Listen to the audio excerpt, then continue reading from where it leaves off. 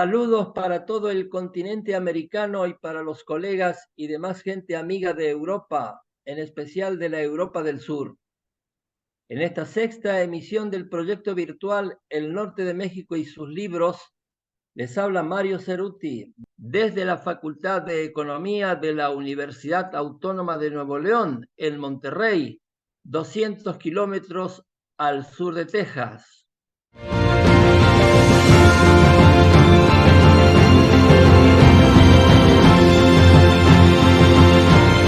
Iniciaremos este programa con la presentación del libro Capitalizar el campo, financiamiento y organización rural en México, los inicios del Banco Nacional de Crédito Agrícola, publicado en el 2017. Su autor, Jesús Méndez Reyes, es maestro y doctor en Historia por el Colegio de México, miembro del Sistema Nacional de Investigadores de México, profesor investigador de la Universidad Autónoma de Baja California. Economista, sus líneas de investigación incluyen la historia bancaria y monetaria del empresariado, los problemas fronterizos y la oposición política. Ha sido secretario ejecutivo de la Asociación de Historia Económica del Norte de México. Los comentarios estarán a cargo de Moisés Gámez, doctor en Historia por la Universidad Autónoma de Barcelona, miembro del Sistema Nacional de Investigadores en México, profesor e investigador en el Colegio de San Luis. Sus líneas principales de investigación: minería, historia empresarial y socioeconómica. Como Méndez, ha sido secretario ejecutivo de la Asociación de Historia Económica del Norte de México. Adelante, Moisés, por favor. Es un gusto para mí poder compartir algunas palabras sobre el libro de mi colega, pero sobre todo de un gran amigo de hace décadas, un académico con una trayectoria admirablemente sólida. En este sentido, pues bueno, yo estoy agradecido por compartir este espacio con este gran académico y también, pues obviamente con ustedes, para comentar una de sus obras titulada Capitalizar el campo, financiamiento y organización rural en México, los inicios del Banco Nacional de Crédito Agrícola. Un libro que fue publicado en 2017 por el Colegio de México y la Universidad Autónoma de Baja California. Bien, en este libro se vislumbran algunos temas medulares, como el financiamiento rural por parte de ciertos actores sociales organizados de manera individual o de manera colectiva, y como las características de una política por parte de los distintos gobiernos. En esos procesos pueden advertirse diversas acciones, como el financiamiento del campo mexicano entre 1900 y 1940. Pero también se reconstruyen otros fenómenos como la inhibición y la desarticulación de esa financiación. El tratamiento del libro en cuanto al agro mexicano y su financiamiento es rico en enfoques que van desde la historia económica, la financiación, la historia agraria, la geografía económica, el cooperativismo y las políticas públicas, imprimiendo de esa manera una tesitura analítica desde la perspectiva histórica. Así que se escudriñan explicaciones sobre el origen y la articulación de la capitalización del agro mexicano, con sus articulaciones desde el ámbito productivo, desde las condiciones en que se generó esa financiación y desde las formas de oferta del crédito, tanto individual como colectivo, o en su vertiente informal o institucional. Se subraya que el gobierno federal mantuvo una posición vertebral en la configuración del sistema y de la administración de agencias públicas. La capitalización del campo mexicano, que le da título al libro, se dio por medio del crédito a productores privados y colectivos. En ese proceso y en ese contexto emergieron instituciones crediticias tales como la Caja de Préstamo para obras de irrigación, y Fomento de la Agricultura, 1909, la Comisión Monetaria Revolucionaria, 1916, el Banco de México, 1925, el Banco Nacional de Crédito Agrícola, en 1926, los bancos ejidales regionales, 1928, el Banco Nacional Urbano, Hipotecario y de Obras Públicas, 1932, la Nacional Financiera, es decir, NAFINSA, 1934, y el Banco Nacional de Crédito Ejidal, en 1936. Todas ellas instituciones que se consolidaron como vértebras del sistema. Para el análisis de la capitalización del campo, Méndez hace una retrospectiva del fenómeno desde el Porfiriato, circunscribiendo las políticas de deslinde de tierras y colonización del territorio que se dieron por ahí de 1890 y que favorecieron la creación de un mercado agrario y por otro lado estimularon la producción y la distribución de bienes primarios para el consumo nacional y para el mercado de exportación. En esa historia, el autor dedica espacio a la presencia, el papel y las estrategias de diferentes agentes o actores, tales como productores rurales, cooperativistas, líderes sindicales, pensadores o intelectuales y políticos. Todos ellos, se sostiene, vincularon esfuerzos en el contexto de programas y de planes enfocados a la atención del agro mexicano. En la primera parte del texto, y muy importante que el lector lo ubique, el autor explica qué es el crédito agrícola y cuáles fueron algunas de las primeras agencias que financiaron la economía rural. Por ejemplo, los Montepíos, las cajas rurales, las cajas de ahorro y algunas organizaciones emergentes del mutualismo, de las asociaciones y de los sistemas cooperativos europeos. Méndez menciona que la palabra crédito proviene del latín creditum, que resume la reputación, la fama, la autoridad, el apoyo, el creer y cumplir los compromisos. El crédito agrícola se define como un instrumento económico encaminado a proveer de recursos financieros al productor que carece de capital suficiente y que dedica esos caudales al mejoramiento de la agricultura. Este puede operar bajo la forma de crédito real o personal y se ofrece por un tiempo determinado con garantía de lo puramente agrícola. Esta noción está implícita en los procesos de capitalización de productores agrícolas, en las formas empresariales y en los fenómenos de intermediación del sector primario. También puede advertirse en la configuración de sistemas de distribución, así como en las concepciones sobre el desarrollo regional. Por otra parte, también remite a temas estratégicos para analizar el agro en México, pero que también son de utilidad para el estudio del fenómeno en otras latitudes como América Latina.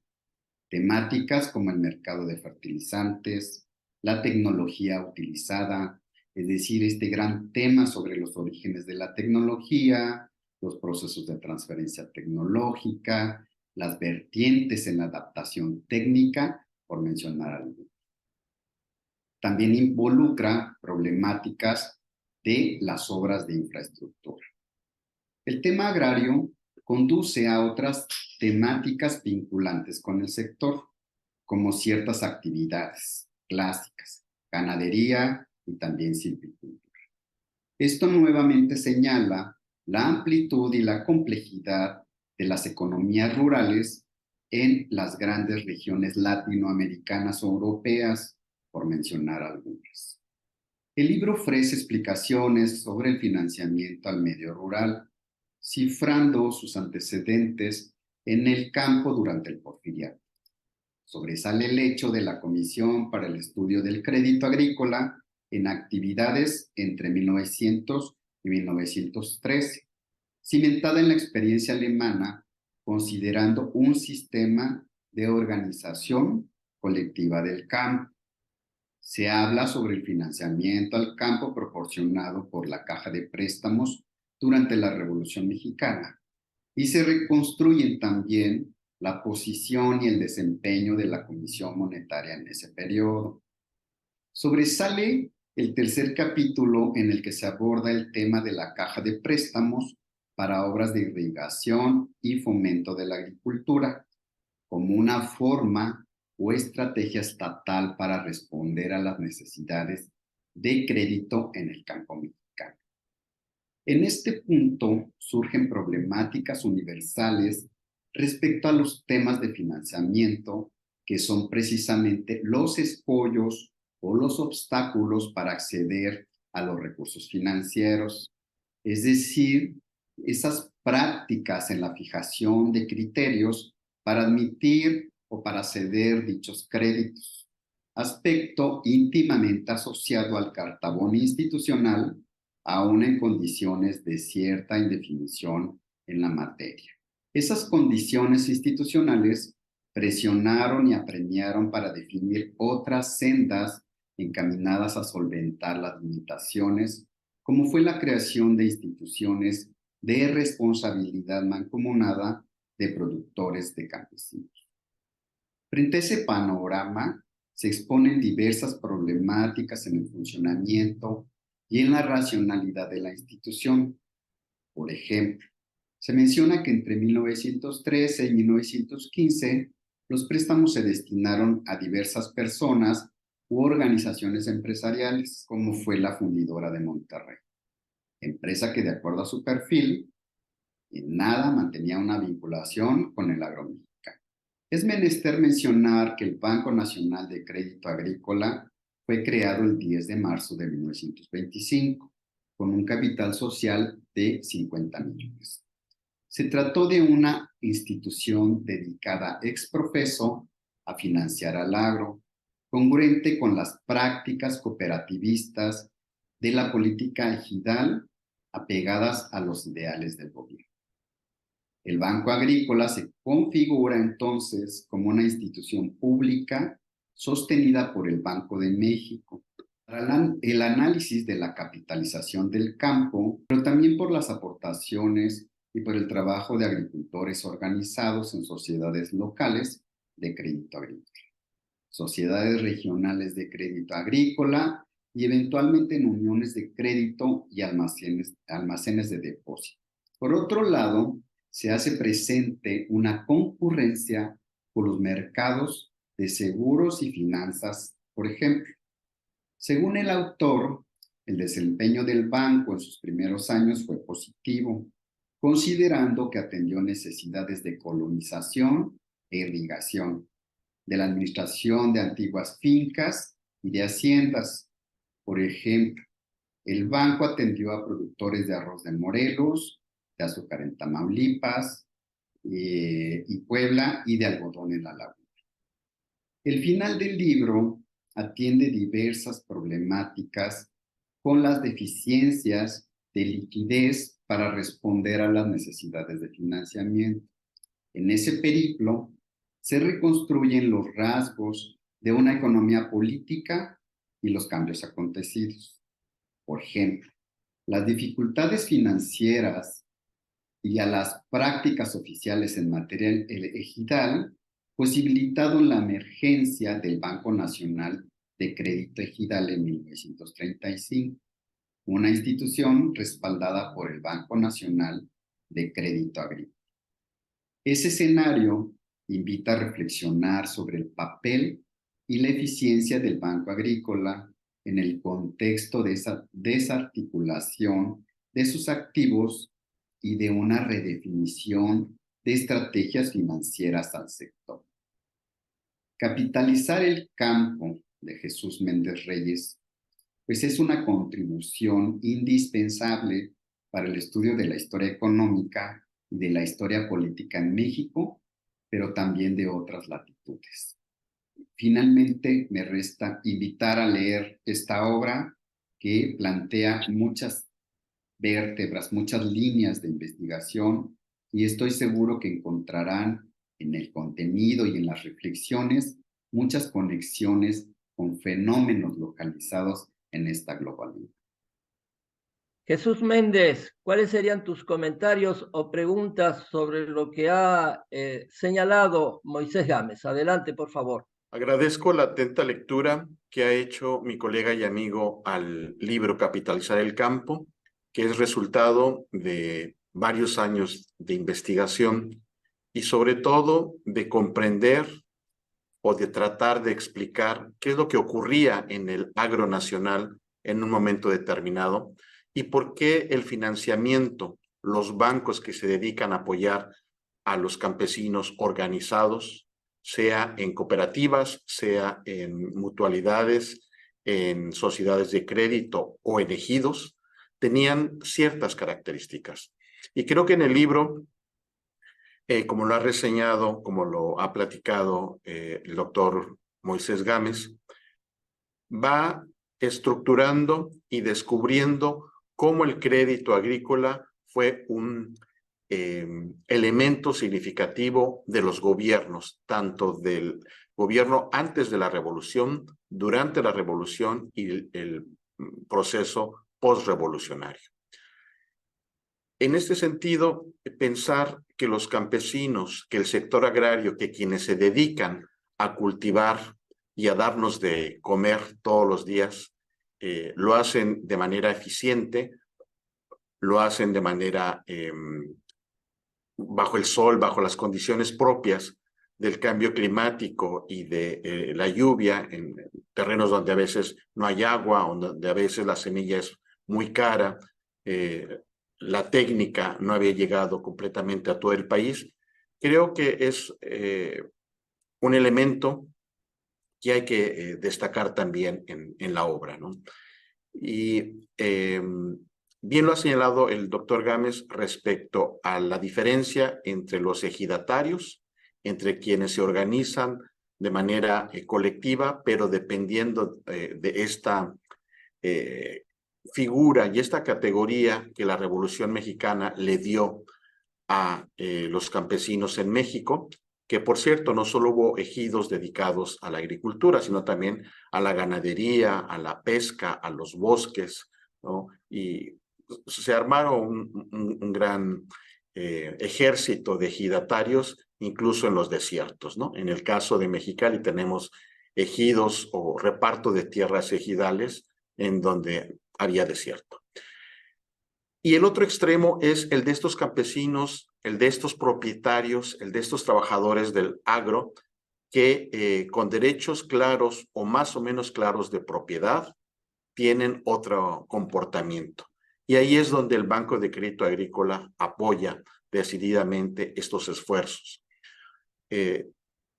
Creo que también la contribución, una de las contribuciones que tuvo el Banco Nacional de Crédito Agrícola cuando ya comenzó su trabajo fue el de registrar ante notario público, ante un notario especial del crédito agrícola, qué es lo que correspondía a cada uno de los propietarios de la tierra, mezclarse, juntarse, vincularse y solicitar una mayor cantidad de dinero o de financiamiento, y por lo tanto el resultado fue favorable en un momento determinado.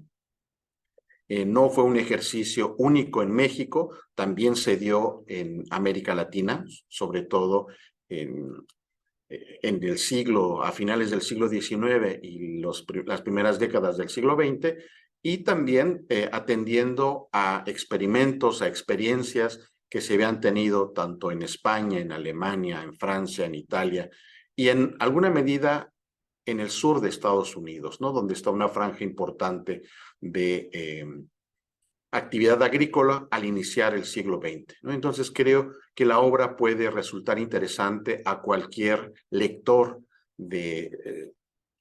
interesado en la agricultura, en la historia, en el banco o en los bancos, en el financiamiento, y será, pues para mí, como autor de la obra, muy benéfico recibir sus comentarios y sus críticas a la obra. Agradezco nuevamente a Semilla Azul, a este ejercicio del doctor Mario Ceruti y por supuesto al comentarista, mi amigo Moisés Gámez. Muchas gracias por su participación en este programa.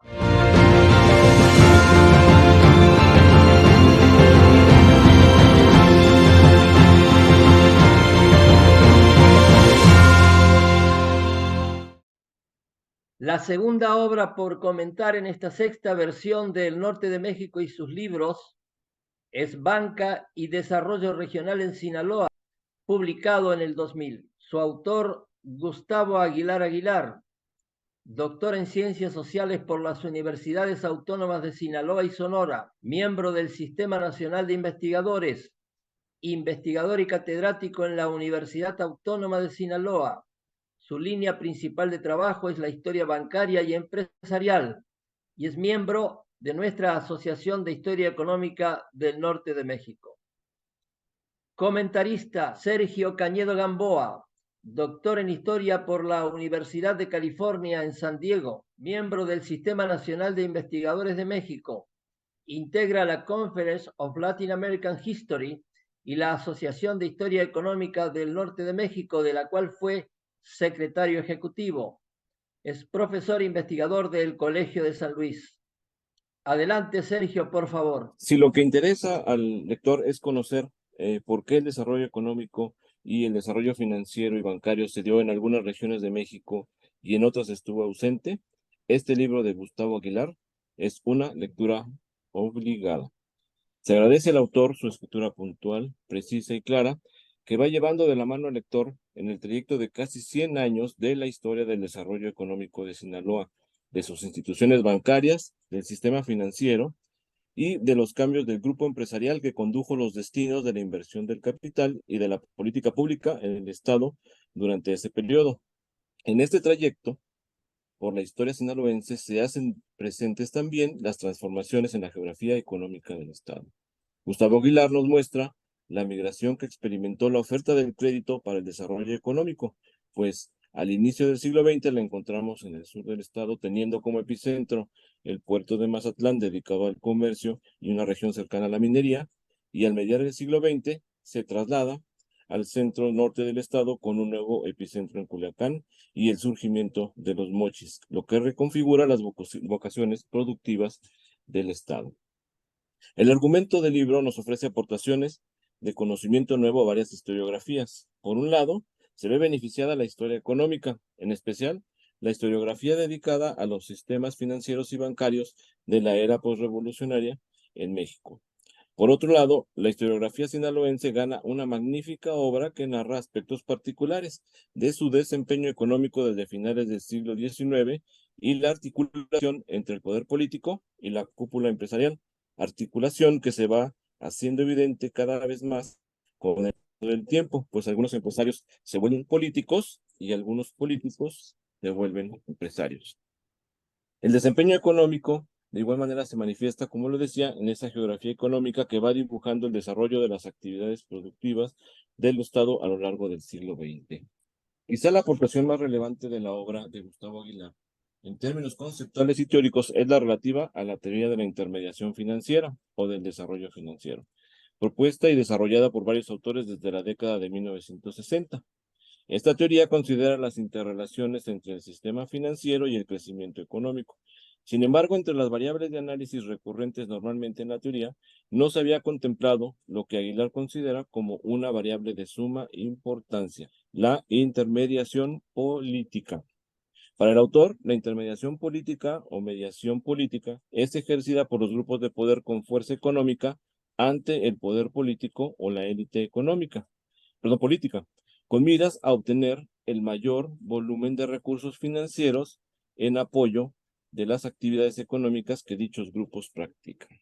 Con la inclusión de esta variable, Aguilar correlaciona de mejor manera el desarrollo económico regional y el desarrollo financiero y bancario de Sinaloa.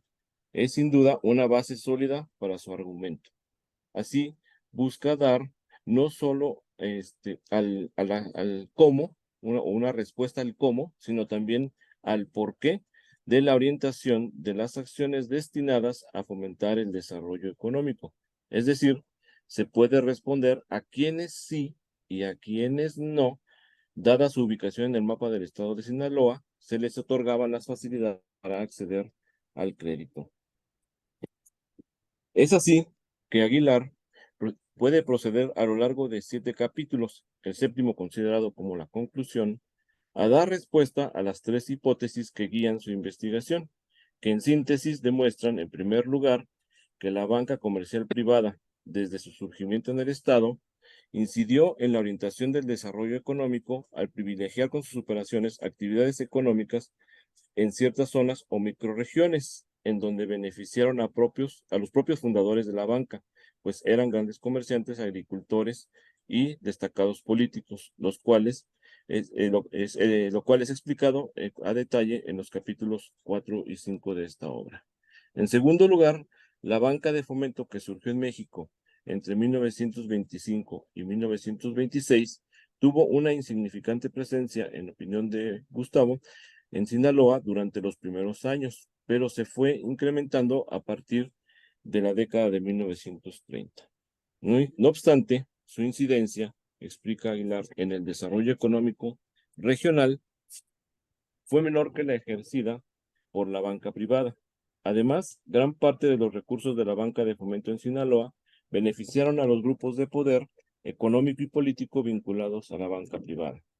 Y su tercera hipótesis que plantea es que las actividades económicas más favorecidas por la banca de fomento y la privada en el largo plazo han sido las agropecuarias y comerciales.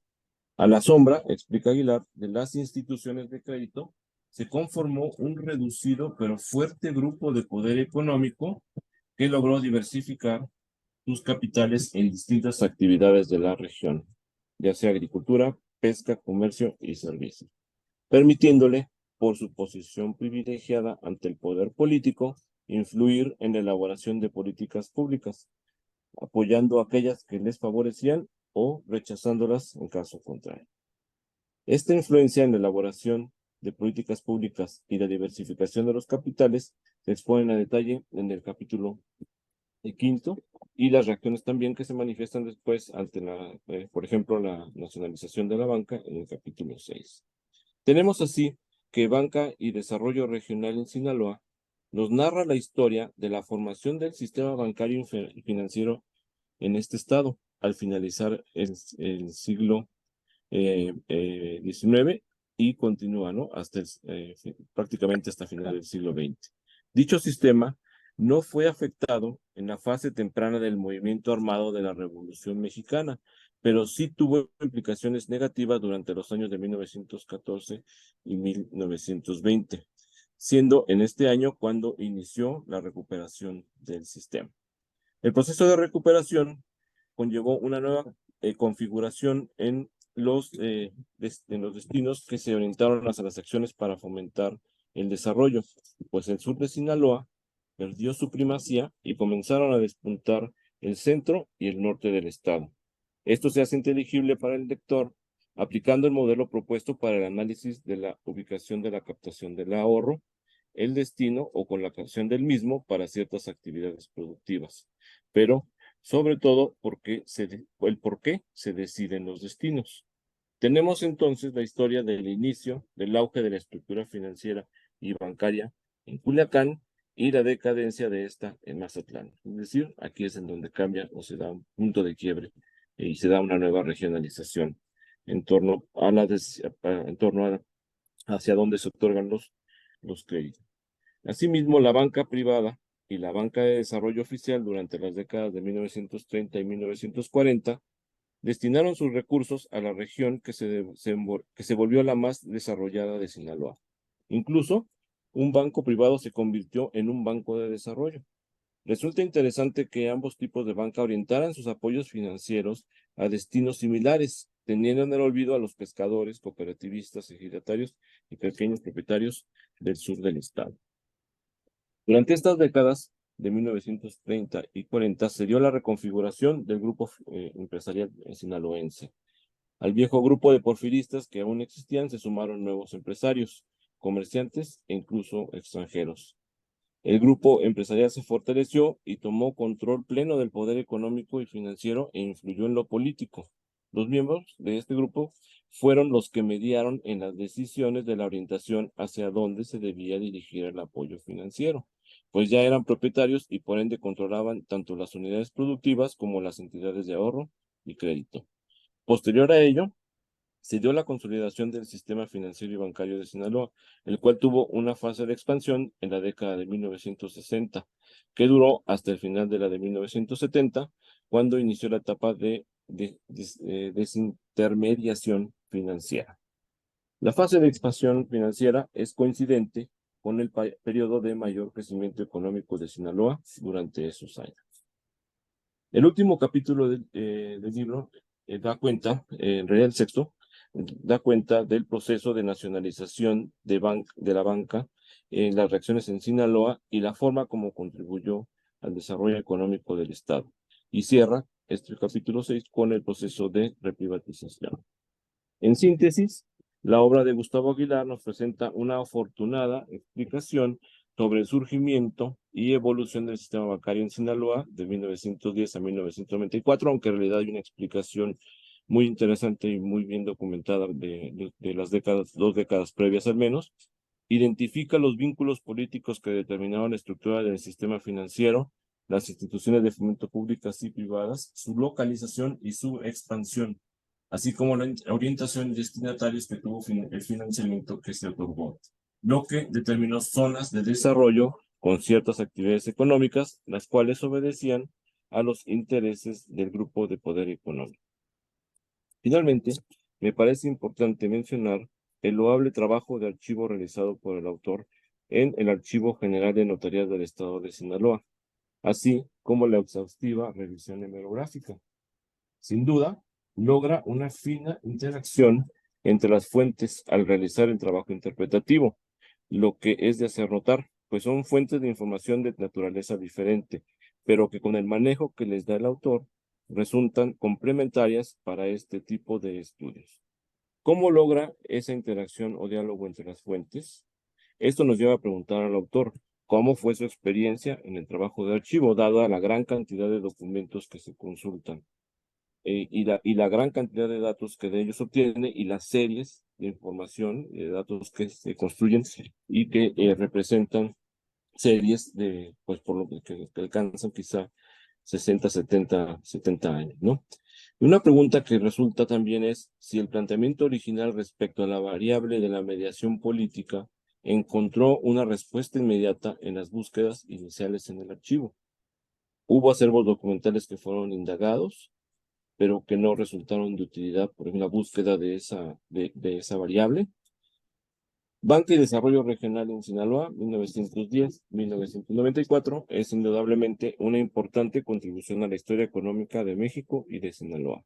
Se necesitan más libros con estas características para ampliar nuestro conocimiento sobre la banca regional y el desarrollo económico de las diferentes regiones de México.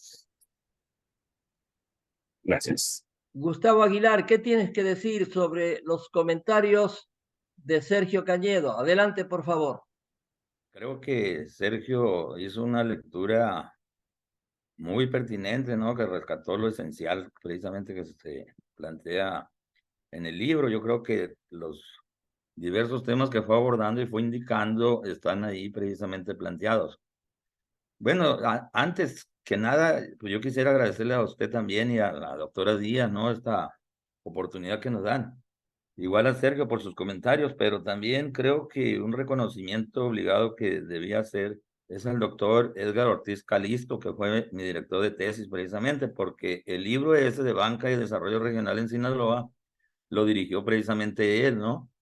Fuimos parte, si usted recuerda, de la primera generación del doctorado en Ciencias Sociales en la UAS, en la Universidad Autónoma de Sinaloa. Y yo recuerdo que usted también participó en el comité precisamente de tesis como lector y me hizo sugerencias muy buenas, porque había una especie de conflicto con mi director de tesis, que fue Edgar Ortiz, porque él es especialista en finanzas actuales, ¿no? No tanto decía él la historia, pero siempre me dio esa cobertura a él de que yo como historiador pudiera trabajarlo, ¿no? y finalmente le gustó y nos pusimos de acuerdo. Y sí, pues creo que sí salió un trabajo importante, bien, que me permitió pues terminar. Yo había trabajado anteriormente en un libro con Wilfrido que se publicó por Cobáez de acá de Sinaloa en el 98 precisamente. Aquel libro que se llama El origen de la banca en Sinaloa, un libro pequeño.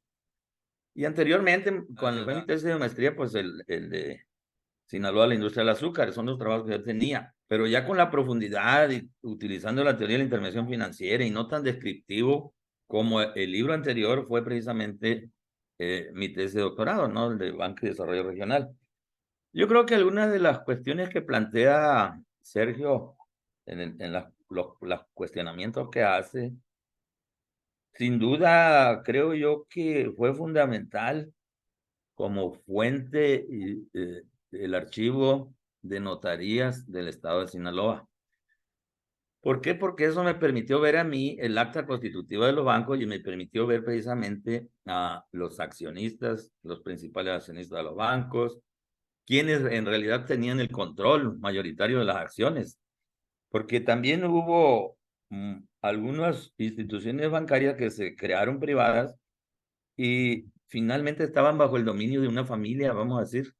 El 70, el 80% de las acciones estaban en 2, 3 accionistas y los demás pues servían como ahí, como, vamos a decir, no decidían en realidad sobre el funcionamiento de los bancos y normalmente eran los grandes agricultores precisamente los que tenían la mayoría de las acciones, ¿no? Entonces, eso me permitió ver a mí, identificar a los grupos de poder que eran grandes agricultores, eran los propietarios de las bancas, de los bancos, y no solamente eso, en algunos casos también eran accionistas de las uniones de crédito que se crearon en el Estado y de algunas financieras que hubo.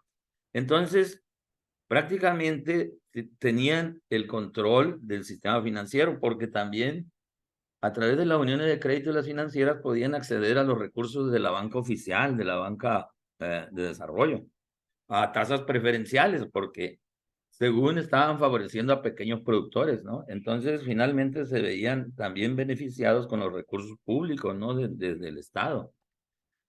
Y eso creo yo fue fundamental. Y la otra fuente que fue muy importante también para mí, para poder ir identificándolo a estos grupos y las acciones de tipo político que hacían, o de defensa de sus intereses, o de frente al Estado a veces, o apoyando las políticas públicas, creo que fue la revisión de la prensa local, ¿no? Esa revisión hemerográfica que hice también durante un periodo amplio, porque sí, fueron bastantes años los que trabajé revisando, sobre todo dos periódicos de aquella época, los 40, los 50, La Voz de Sinaloa y el Diario de Culiacán, precisamente, y algo del Sol de Sinaloa.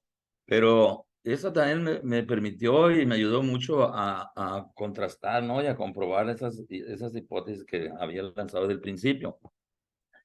Yo creo que algo que faltaría en ese trabajo y que hemos venido avanzando después es sobre precisamente las uniones de crédito y sobre el funcionamiento de la banca de desarrollo. Y faltaría avanzar también en las financieras, porque en un momento determinado las financieras jugaban un papel muy importante, sobre todo en el desmonte y el arreglo de las tierras para el cultivo, ¿no? Entonces, creo que eso. Y otro aspecto que también he venido trabajando desde hace tiempo es el papel del crédito informal que le llamo yo, es decir, el crédito entre particulares que sigue estando presente durante todo ese tiempo y hasta en la actualidad incluso, ¿no? Y que jugó un papel importante en el impulso al crecimiento y al desarrollo de la economía del Estado, porque aunque el sistema financiero, el sistema bancario se amplió y se desarrolló, y teóricamente se dice que el crédito prebancario o informal va a tender a desaparecer, en realidad no desapareció y siguió siendo importante. Incluso ahora en Zacatecas les presentaba algo, ¿no? De que más a detalle el papel de 3 prestamistas, que eran mujeres, por cierto, y que prestaban con las mismas facilidades o con una tasa de interés más barata que la banca privada. Es decir, entonces, se supone que teóricamente cuando hablamos de ellos, decimos, son usureros, son agiotistas, buscan el interés. Pero resulta que ahí están presentes y que en estos casos, en algunos, cobraban una tasa de interés más barata y plazos de pago de 2, 3 años, o sea, flexibles, ¿no? Con cierta flexibilidad.